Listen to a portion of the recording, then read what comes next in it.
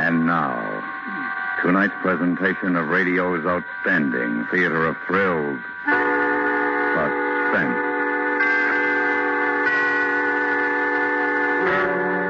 Tonight, we bring you a story of death and 11 roses. We call it The 12th Rose. So now, starring Paula Winslow, here in play, The 12th Rose.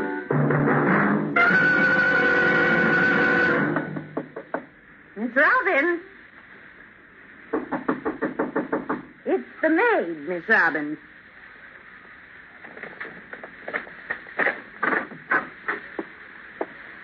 I got some clean towels for...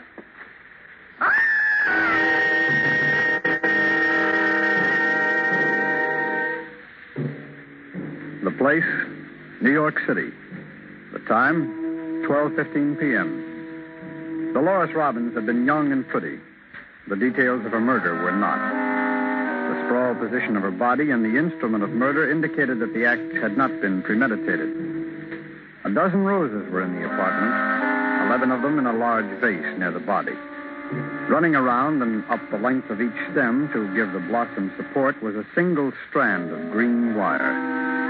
The killer had circled the girl's neck with a long stem of the 12th rose and then twisted. And although the stem itself had broken, the wire had not. 55 minutes after the maid discovered the girl's body, 2 detectives from the homicide division began questioning her. Mrs. Williams, how often did you clean in here? Every day but Sunday.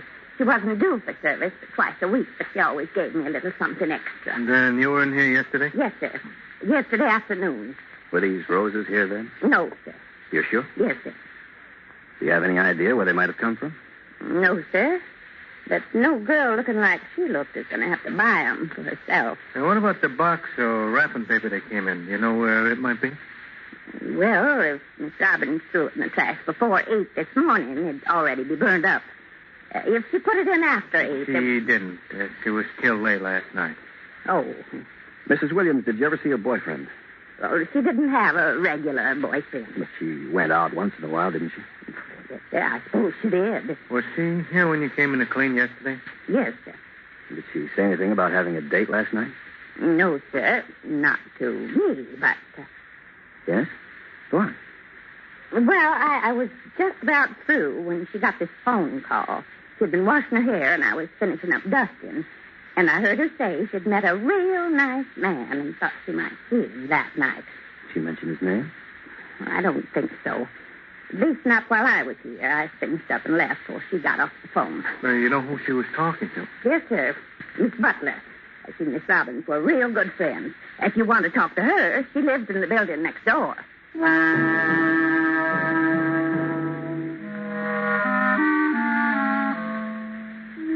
Mildred Butler confirmed the maid's statements. She remembered the telephone conversation that she had had with the Robbins girl. She remembered the victim telling her about a man she had met the night before. Miss Robbins had not said where or under what circumstances they had met, but she had indicated that asked if she had been told the man's name. The Butler girl replied that she had. It was Carl Owen. The 2 detectives returned to the victim's apartment. Pete, you ever buy roses for your wife? 2 girls in high school. Are you kidding? You know anything about them? Sure. Some are red and some are yellow. When I was a kid, Pete, my folks had a greenhouse. They used to raise them. All kinds. These are just average. How can you tell? Well, look at the stems. They're wired to keep them from drooping. Now, a good rose, you don't have to wire the stems. They'll stand up straight for days. Well, what do you call these, you know? Yeah, happiness. What are you, a detective? You really think we got a chance of getting them, Lou? If we're lucky, and if Owens is his right name. Lab boys didn't find any good prints. We might not need them. Huh? We'll just locate every Carl Owens between 20 and 40 who works or lives here in this area. Some of them will be eliminated automatically. Those that aren't, we'll consider possible suspects. And then, Pete, if we're still lucky, we'll get someone to identify the killer. But nobody saw him. Oh, you're wrong, Pete. Somebody did. Yeah? Who? The florist that sold him these roses. Suppose the florist doesn't remember. Well, the way the papers are going to play this one up, they'll remember. There's just one thing. Yeah. Suppose the killer is thinking like we are. How do you mean? Suppose the killer remembers the florist. 9:33 that evening, Miss Helen Craig, the manager of a small flower shop on the east side, adjusted the thermostat on the refrigerated display case. A moment later, her employee, Nancy Wassel, crossed to the front windows and pulled the shades. The shop was closed for the night. Oh, thank goodness. I didn't think the day would ever end. Want me to bring some iced tea tomorrow? Well, if you like. We can keep it cool in the display case. Oh, and Nancy. Yes. Stop off at the wholesalers in the morning and pick up 3 dozen long-stemmed roses. Any particular kind? You'd better get, Happiness. I sold the last of them while you were out yesterday. Is that all we need? Until Monday. You can tell Mr. Leeds I'll see him then. Oh, that must be Joe. My seamstress? Well, let's see. Yes, fine. You don't mind if I leave? No, run along. I'll wait for Max to check in. Thanks, Miss Craig. Night. Good night.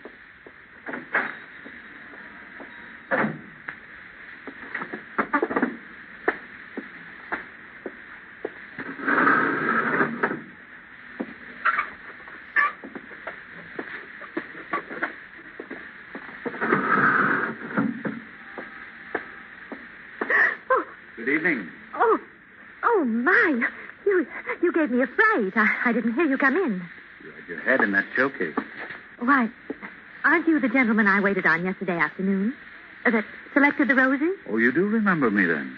Oh, yes. It'd be hard to forget it. Yes? Go on. Well, you're tall and... oh, please. Now you're embarrassing me. I'm sorry. I didn't mean to. You all alone here? Why, yes. I was just getting ready to leave. Why? Just curious. Were you going right home? Or was someone coming to meet you here? Well, really, Mr. Johnson. Phil Johnson, Miss Craig. Oh, you know my name? Well, how does that happen? It was printed on the receipt you gave me. Helen Craig, manager. You're too attractive to be a manager. Oh, please. No, really. I think you are. Now, Mr. Johnson, it's taken me a good many years to get used to this face. And now that I am, I resent anyone insulting my intelligence by trying to flatter me. Oh, you've got a temper, too. Well, I'm sorry. No, don't apologize. I like a woman to have a little fight. Makes her much more interesting. Oh, and how often do you fight? Oh, dear. Excuse me. What is it? The delivery man. I have to let him in. Miss Craig. Yes? I suppose you know by now I didn't come here to buy flowers. Oh? I just stopped by to deliver a message from my mother. Your Yes. mother? She wanted you to know how much she liked the roses. Oh, well, now I am flattered. But I thought, Yes? What did you think? well, when a gentleman buys roses, they're usually for a young lady. The only girl I've got's my mother. She's in the hospital. Johnson. That's a promise, Miss Craig. I'll see you real soon.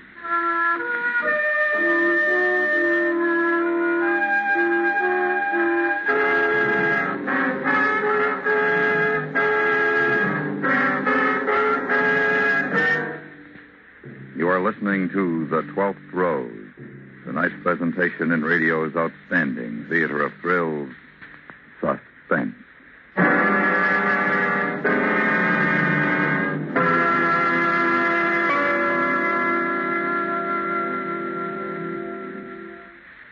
Tomorrow night, a self-styled tycoon sets himself up as an energetic but not exactly legal stockbroker. For a while, business booms. But once the FBI in peace and war get on his trail, the city operator discovers that the bottom has fallen out of his market. Don't miss a thrill. Don't miss a moment of the next exciting episode of the FBI in peace and war over most of these same stations tomorrow night. And now we bring back to our Hollywood soundstage Miss Paula Winslow, starring in tonight's production, The 12th Rose, a tale well calculated to keep you in suspense.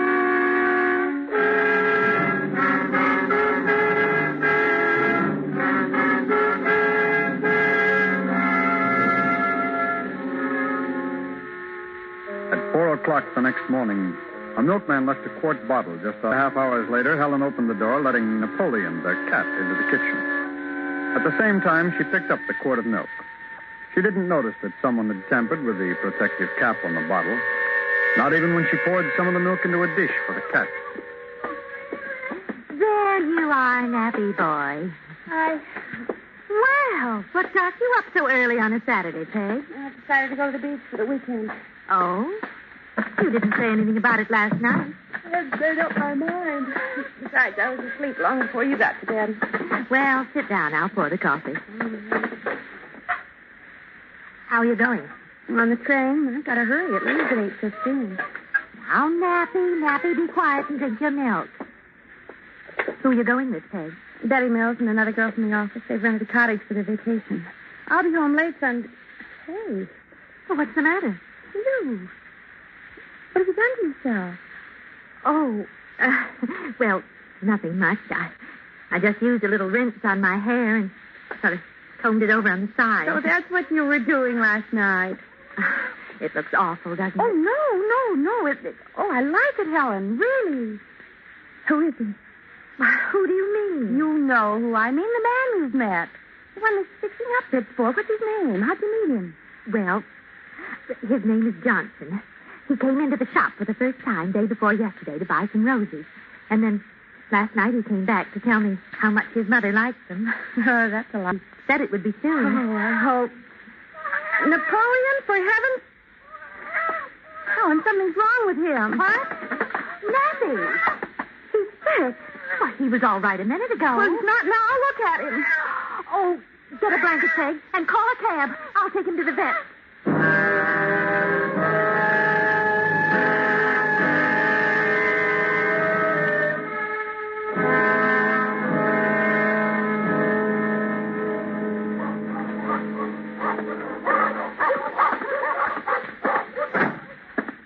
Craig? Oh, yes?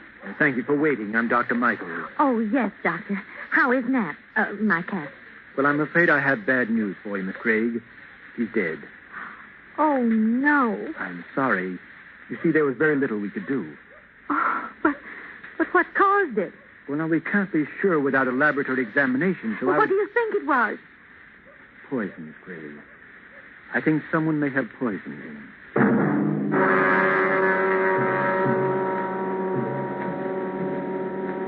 By checking through the Records Bureau, DMV, various credit bureaus, state employment agencies, and finally by referring to the Manhattan telephone directory, Detectives Claremore and Carver located over 40 men with the name of Carl Owens. Of this number, 9 could be classified as suspects in the murder of Dolores Robbins, who had sold one of them the roses found in the dead girl's apartment. Time, 9:20. Helen Craig arrived at the flower shop. Miss Craig, have you seen the papers? Did you read about it? About what, Nancy? The Rose murder. The what? Well, the girl that was choked to death with a happiness rose. The murderer bought some roses for this girl day before yesterday, and when she took him to her apartment, he choked her to death. Isn't it the most exciting thing you've heard? Oh, please, Nancy, I'm not in the mood. But he could have bought those roses here. I'm sure he didn't. Well, how do you know? Didn't you sell a dozen of those roses while I was out that afternoon? Yes. To a man? Yes, to a man. Well? Before you let your imagination run away with you, I happen to know he bought them for his mother. Oh. Has anyone called me this morning? Only Max. He'll be a few minutes late. Something wrong with the truck. Oh, and I got the roses. They're in the display case. Oh, thank you. I'll be out to wire them in a minute. The roses the murderer bought were wired. Does everyone wire the stems the same way? Nancy, please. I'm depressed enough without having to listen to a second-hand account of a cheap murder. I'm sorry. I just thought you'd be interested. Well, I'm not. And if you haven't anything to do back here, I'd appreciate it if you'd leave me alone. Miss Craig, what is it? Well, Oh, dear, this is silly of me. You remember our cat, Napoleon? Yes. Well, he's dead. The vet thinks somebody poisoned him. Oh, no. Of course, he's not sure yet, but if he was poisoned... I'll get it. Madison Flower Shop. Yes, she is. Would you like to speak? Hello? Hello? That's funny. Wrong number? No. He asked if you were here, and I told him you were. He hung up. Carl Owens had arrived at his office in the chemical industries warehouse at 9:30 that morning. He was rather pleased with himself. He had encountered no difficulty in putting a certain tasteless poison in the Craig woman's milk bottle. He knew now, after making the phone call, that she had not touched the milk. But she would, in time. And he was sure he had plenty of time. Mr. Owens. Carl, what have you been up to? What? Who is it? Janet, honey, in personnel. Oh, Jan. Mr. Hall received a phone call from somebody a few minutes ago, and whoever it was sure asked a lot of questions about you. Oh? Like what? Well, I couldn't hear everything Mr. Hall said, but I did hear him give out your address. My address? Mm-hmm. What'd you do, honey? Apply for credit somewhere? Carl? Oh, yeah. I was going to get something on time, but I've changed my mind.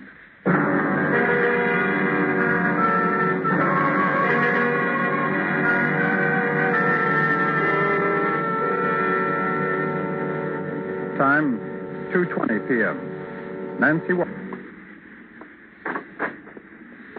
Relax, Miss Craig. It's just me. Anything happened? Oh, Mrs. Williams called. She wants a centerpiece of stock and carnations for tonight. Oh, I'll get it, Nancy. Oh, good afternoon. Good afternoon. Say, these roses here in the case, the ones with their stems wired, they're called happiness, aren't they? Yes, that's right. Very nice.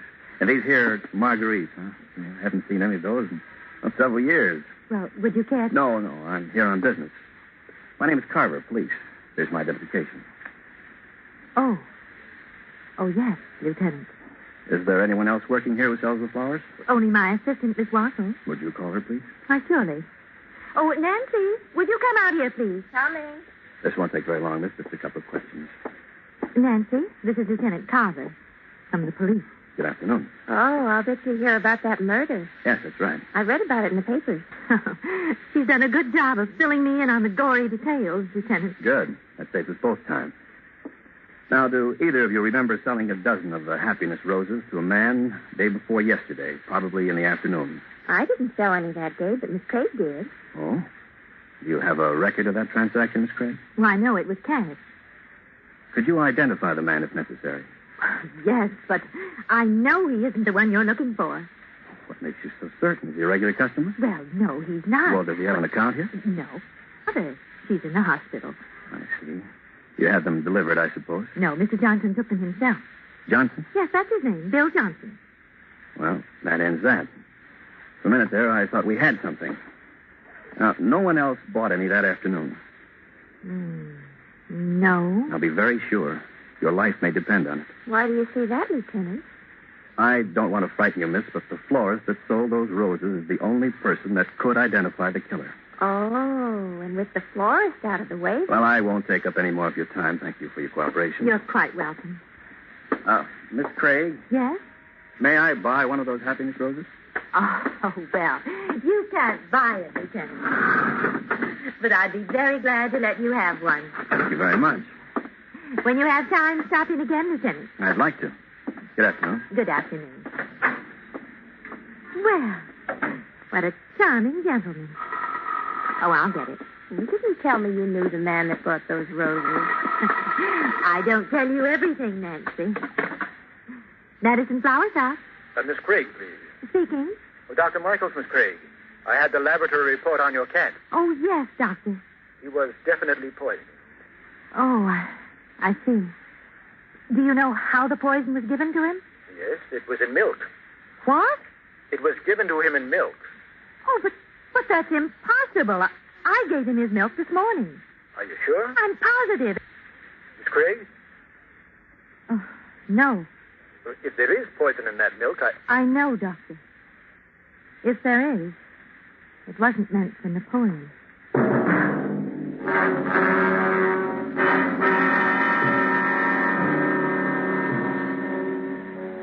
Time, 6 p.m. Nancy Wassel crossed to the front windows and pulled the shade. The shop was closed for the night.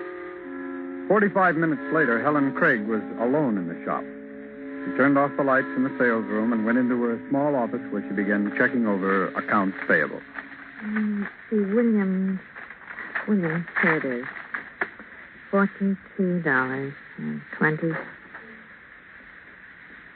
Yes? Is someone out there? Who is it? Who is it? evening, Miss Craig. Oh, who is it? It's only me, Miss Craig. Phil Oh. Johnson. Oh, Mr. Johnson. Oh, you gave me such a fright. Oh, wait. Wait, I'll turn on the light. No. What? But why not?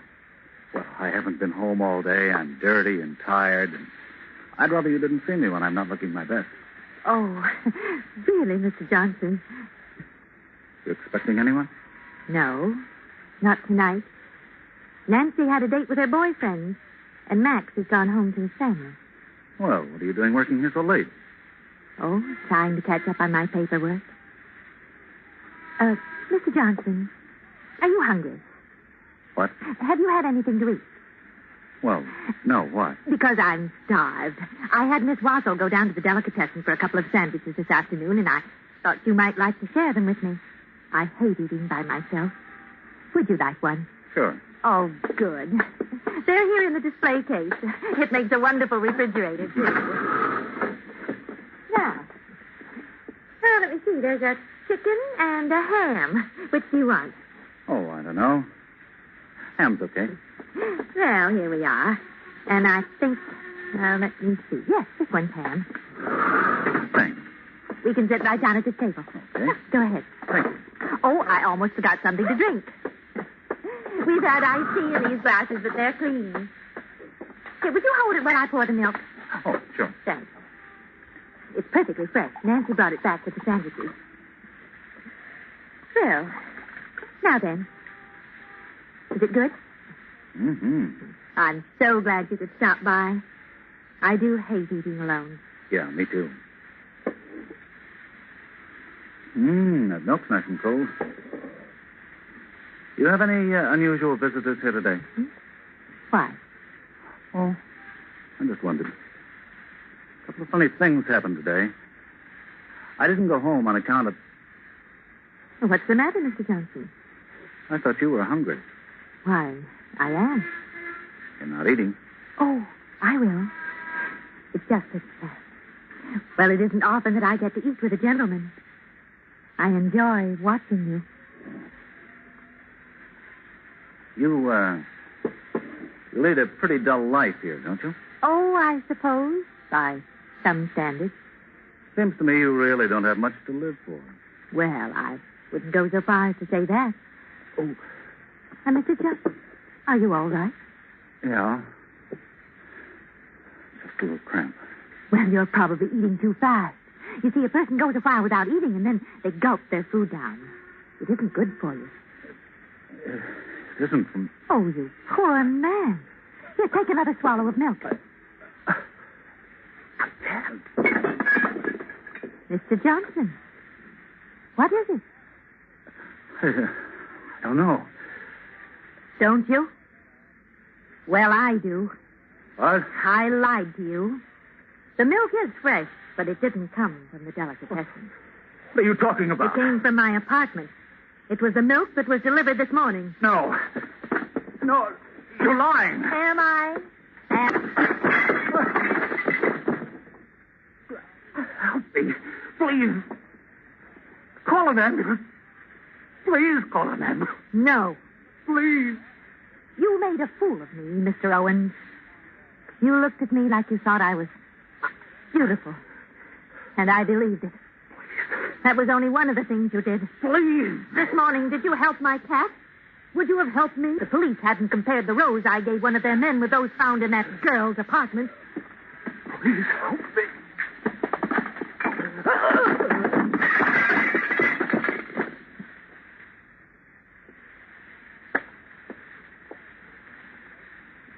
Mr. Owens? Mr. Owens?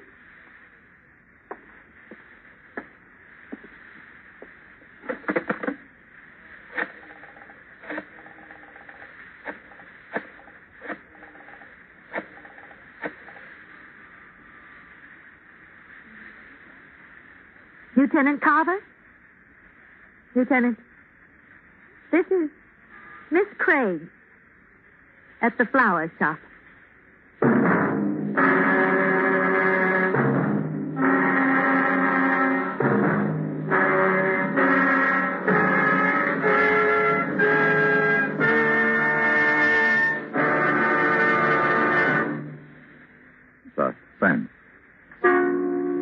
which Paula Winslow starred in tonight's presentation of The 12th Rose. Next week, the story of a hired killer who had a deadline to meet. We call it A Matter of Timing. That's next week on Suspense.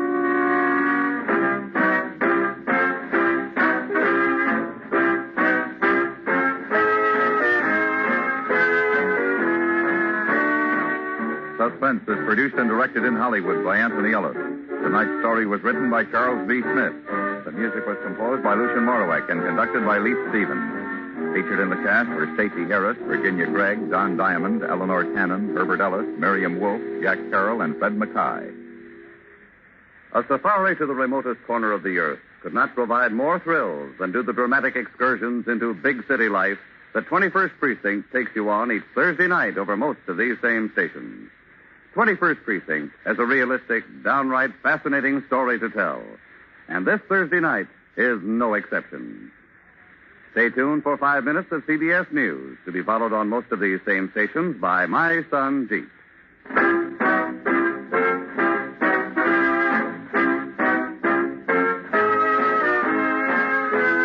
America listens most to the CBS Radio Network.